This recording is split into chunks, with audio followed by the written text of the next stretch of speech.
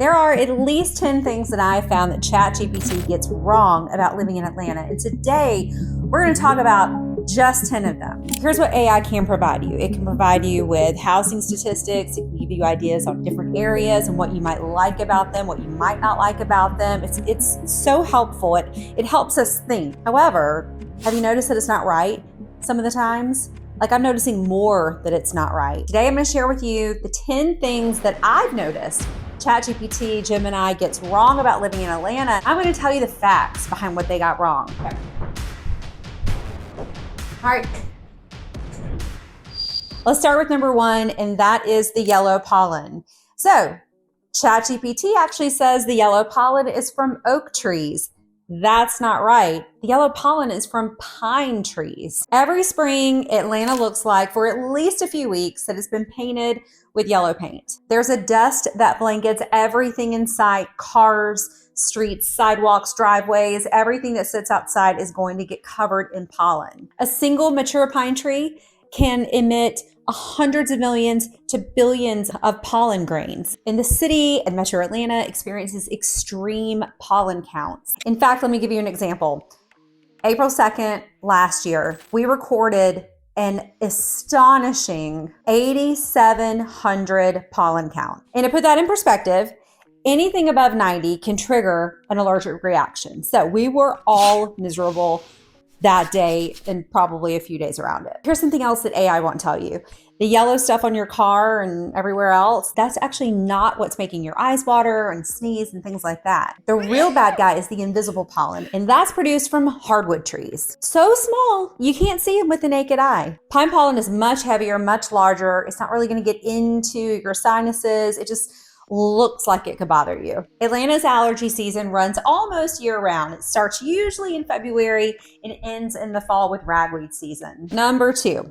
So chat's going to tell you that when you come to Atlanta, people are going to ask you if you're an OTPer or an ITPer. No one really asks that anymore. But let me teach you what it does mean in case it gets brought up. The perimeter refers to I-285, which is a circle that goes around the city.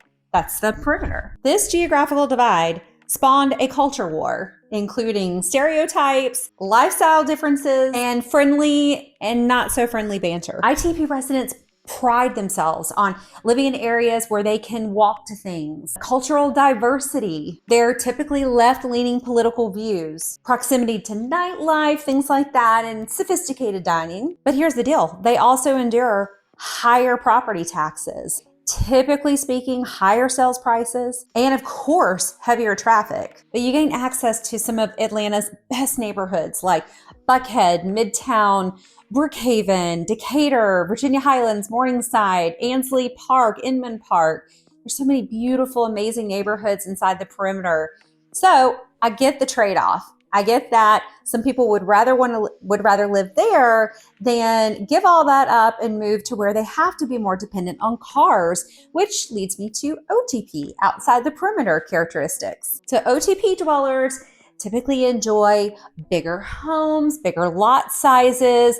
They typically will also be in an area that has better public schools, elementary, middle, and high school, and just kind of a slower pace of life. Though again, they are car dependent. A big win for the OTPers was when the Atlanta Braves, our Major League Baseball team, moved from downtown up into Cobb County, just outside the perimeter. It was a huge win for the Burbs, a huge win for Cobb County. Now, if we could just get the Falcons to move. Just kidding. The Mercedes-Benz Stadium is amazing. What AI won't capture is the social dynamic. ITP locals will often make an assumption that OTPers are conservative, suburban sprawlers who maybe lack a little culture because they don't have closer access to it into the city, while OTP residents see ITP as their liberal neighbors who like to live in congestion and higher crime. By the way, neither of those views are completely accurate. Obviously, there is a diversity that comes to people who live OTP and ITP. Number three. Atlanta's unwritten driving rules are just as important as our actual written driving rules. Atlanta's traffic is legendary. I know people talk about LA traffic, but Atlanta traffic is just as bad, in my opinion. Rush hour can start as early as 6 a.m. and it can last up until about 7 p.m.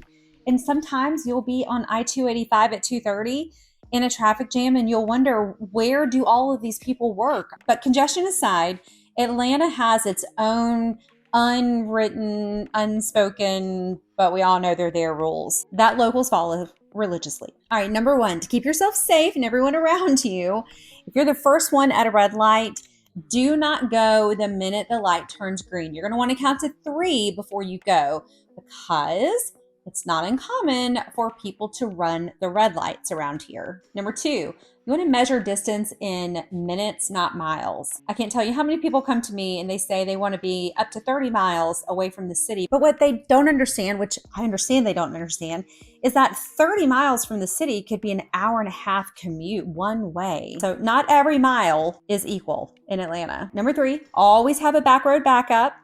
We've got a lot of back roads back here. You should always have a way to get from where you're going to where you need to be without going on the interstate, or at the very least getting off the interstate if it gets too backed up and going back roads to where you need to go. The driving culture here isn't just aggressive. It's just a little bit of weird behavior mixed with a lot of entitlement. Number 4, many of Atlanta's Kroger stores have their own cultural nickname, and newbies don't know what to think about them. I have not been to another area of the country where a grocery store becomes a cultural landmark because of the nickname. One example, Murder Kroger on Ponce de Leon. It earned that name after a woman was fatally shot in the parking lot in 1991, followed by some additional violence in 2001 and 2015. Despite the store being totally demolished and rebuilt with a $200 million mixed-use development and Kroger begging for people to call it something else,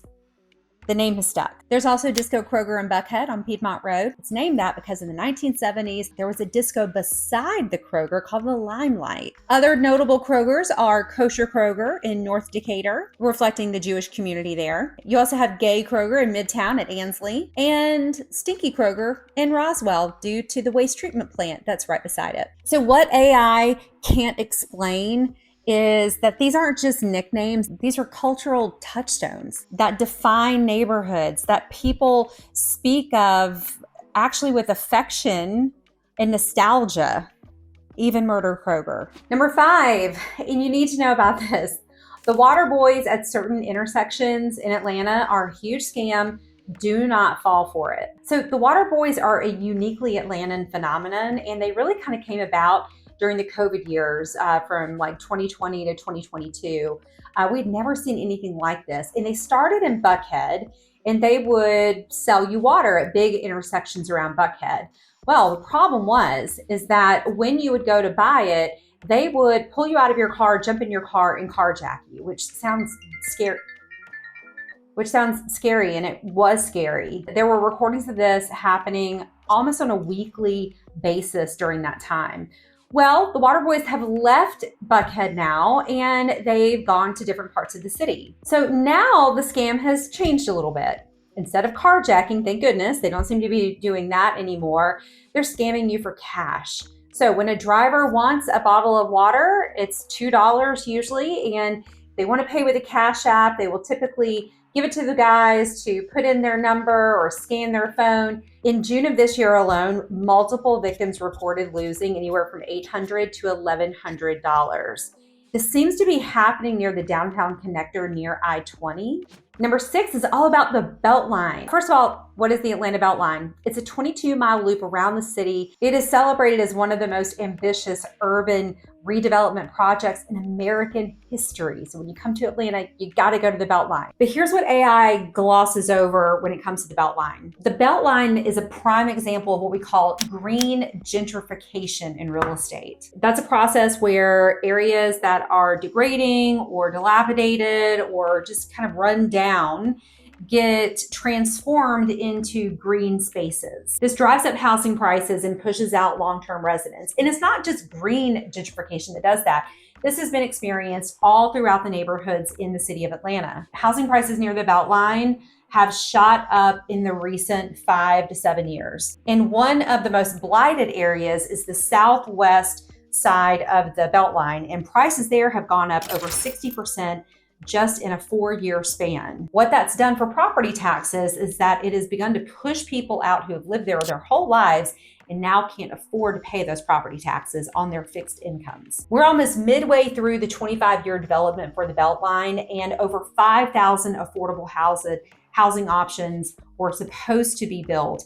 We are at 1,000 of those right now. So when you poll residents who know about the BeltLine, you're going to get a mixture of pride, excitement, love for the BeltLine, but also the feeling that there's definitely been some unkept promises when it comes to the BeltLine, specifically around affordable housing. Next, did you know that there are actually 71 streets in the Atlanta area named Peachtree? Navigating in and around Atlanta means that you are most certainly going to be on a road that has the name Peach in it. There's Peachtree Street, Peachtree Road, Peachtree Hills Avenue, Peachtree Industrial, Peachtree Walk, and dozens more. The most confusing part is that most of these streets are not connected at all, except for one that's very connected. You can be on Peachtree Street in downtown Atlanta, go through Midtown, that turns into Peachtree Road when you hit Buckhead, which at one point then turns into Peachtree Boulevard, then that turns into Peachtree Industrial Boulevard, which then turns into Peachtree Parkway as you get up towards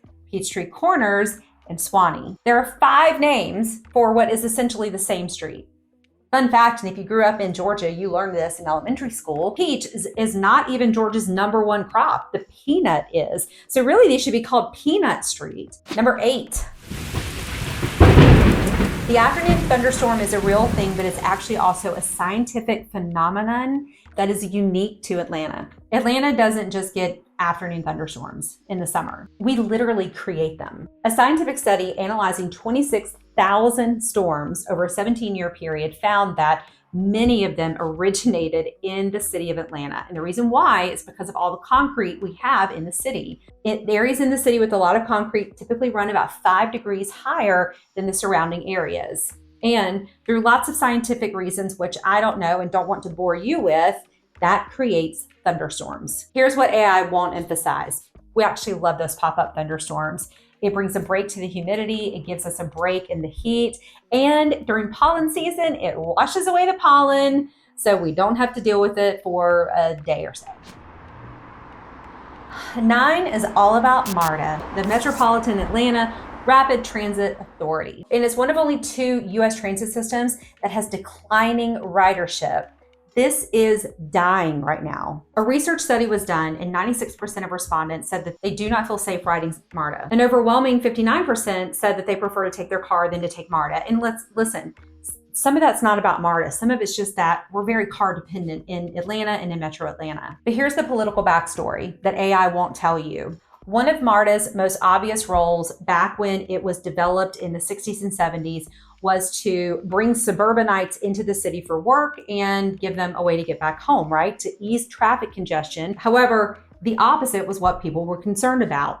People in Atlanta coming out to the suburb, which suburban communities generally did not approve for. And still to this day, many of them do not want to allocate any tax dollars to MARTA expanding into their areas. MARTA right now on the North Line ends in Sandy Springs. That means that anybody living north of Sandy Springs and Dunwoody needs to drive their car to MARTA to then take it to the city. At that point, you might as well just stay in your car, stay on the interstate, and get to the city yourself. MARTA has become a political hot potato, and the busiest and most successful it ever was during the Olympics in the 90s. And since then, it's been declining. I don't know what the answer or the future for MARTA will be. It will be interesting to see. But what I do know is that Atlanta's missing out by not having a more robust transit system and people that buy into using it. Finally, us locals know what real Atlanta institutions are, and we know which ones that are actually the tourist traps.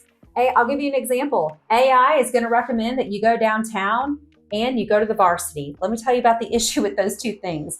Number 1, downtown has been dead for a while. There's another revitalization attempt happening right now in downtown with the World Cup coming, and I hope it is successful. We've got some young developers who've come in, who have bought up a handful of blocks, and I think that if anybody can do it, they can do it. But right now, nothing else is really downtown besides a convention center, Hooters, and I don't know, a couple of hotels. That's really it.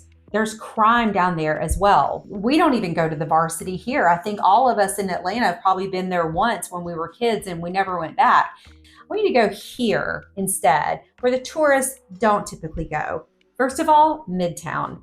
I want you to go to Midtown, specifically anywhere on Peachtree between, I would say, 5th up to 14th. While you're there, enjoy the hustle and bustle of Midtown Atlanta. You're gonna have great little places to stop and eat, a little bit of shopping you can do as well, but you're gonna get a true taste of what locals are doing in Atlanta when you go to Midtown. Don't forget to stop off at Piedmont Park while you're there. Once you're done with the park, go back south and go to Ponce City Market. There, you're gonna be hungry, it's gonna be time to eat, and you're gonna have over a dozen selections of some really awesome food options. Then go walk off all that food on the BeltLine. You're gonna be in the middle of a bunch of local Atlantans, maybe a tourist here and there, but you're gonna be where the locals are, not downtown, in Midtown. So to summarize, living in Atlanta means living with contradictions. It's a city in the woods with terrible traffic, where grocery stores are cultural landmarks. Hello, Murder Kroger. Where 71 streets share a name, where the BeltLine brings communities together while also pricing them out, and where a strip club in a basement is considered an essential tourist attraction. I'm gonna leave that there. If you know what I'm talking about, drop it in the comments. These are truth and statistics that the algorithms and AI can't understand and can't tell you. That's why you come to this channel. I'm here to share with you what it's really like to live in Atlanta and Metro Atlanta. So if you're thinking about a move, I want you to reach out to me so we can start putting together a strategy. And stick around, because after this video, I want you to go, and I'll actually link it here. I want you to watch the next video, which is the top 10 homes you should never buy in Atlanta. There's a part 1. Go find the part 2 as well. And if you're not a subscriber, go ahead and click subscribe and go watch that next video.